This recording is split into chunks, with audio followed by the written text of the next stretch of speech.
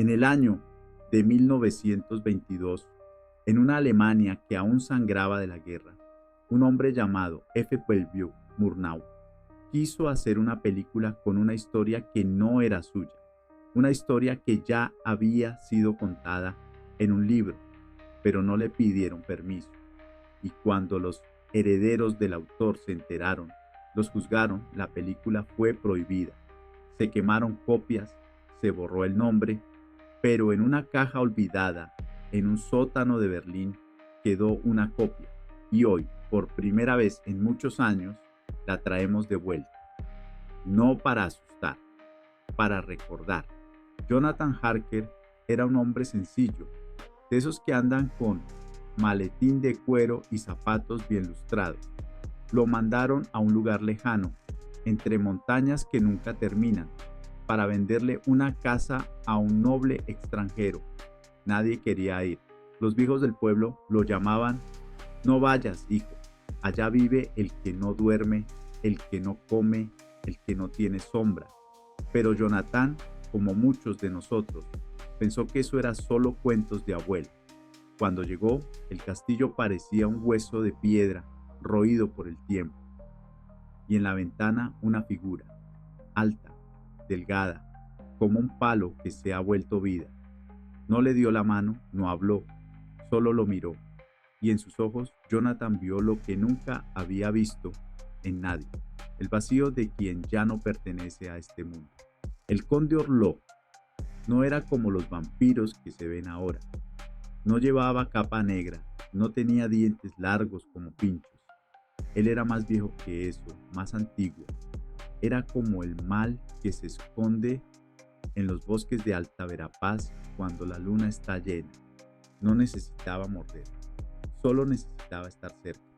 Y cuando se movía, el aire se volvía frío. En su cuarto encontró un libro de esos que se guardan en las iglesias antiguas, con páginas amarillas y letras que parecen llorar. Decía: el que trae la muerte viaja en barcos llenos de tierra de su tierra. Y entonces entendió. Orlok no venía a vivir, venía a sembrar. Cargó 50 sacos de tierra negra y los subió a un barco que se llamaba de Empusa.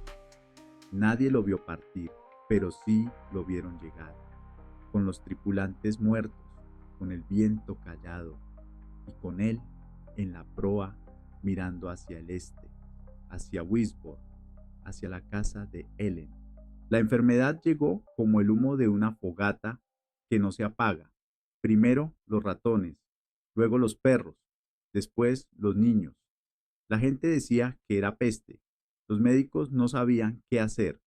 Solo veían cuerpos que se secaban, como hojas de maíz que se dejan al sol demasiado tiempo. Y en la noche, cuando la luna se ponía alta, la sombra de Orlok se deslizaba por las paredes. Nadie lo veía de frente, pero todos sentían su paso, hasta que llegó a la puerta de Ellen. Ella era la esposa de Jonathan, una mujer que cantaba al amanecer, que lavaba la ropa en el río, que no creía en demonios, pero sí creía en el amor. Y en la noche, cuando él entró, no gritó, no huyó, solo se sentó en la cama y se quitó el vestido. Se puso uno blanco, como los que usan las mujeres en las procesiones de Semana Santa, y esperó, con los ojos abiertos y con las manos en el regazo. Ellen no lo hizo por valentía, lo hizo porque sabía que el miedo no se vence con armas, se vence con quietud, con calma, con una canción que ya nadie canta. Y cuando él se inclinó sobre ella, no sintió hambre, sintió algo que no conocía, algo que no había sentido en cientos de años. Recordó el calor de una casa, el olor de la masa de maíz, el canto de una madre, y por un momento su cuerpo se detuvo. La luna se fue y la luz del día empezó a entrar por las ventanas. No fue un rayo, no fue un fuego, fue como el amanecer en Chichicastenango, cuando el viento baja de las montañas y todo se vuelve suave. Y entonces él comenzó a deshacerse, no como un monstruo, como un viejo que se acuerda de su nombre y se olvida de su nombre. Paul ceniza, silencio. En el suelo quedó solo un anillo, el anillo de Jonathan, y en la cama Ellen, con los ojos cerrados, con la boca tranquila, como si hubiera soñado, como si hubiera hecho lo que cualquier madre guatemalteca hace cuando su hijo se va, lo deja ir con amor, porque no lo salvó de la muerte, lo salvó de ser eterno, porque ser eterno es no poder amar, y él, por un momento, volvió a ser humano.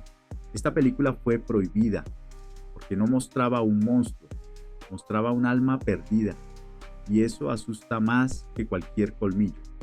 Hoy, 100 años después, la vemos, no para recordar el terror, para recordar que el verdadero miedo no está en la oscuridad, está en el silencio de quien ya no sabe quién es. Si este video te tocó el alma, compártelo, porque hay más historias como esta, historias que el mundo intentó borrar, pero que la memoria de los que no olvidan sigue viva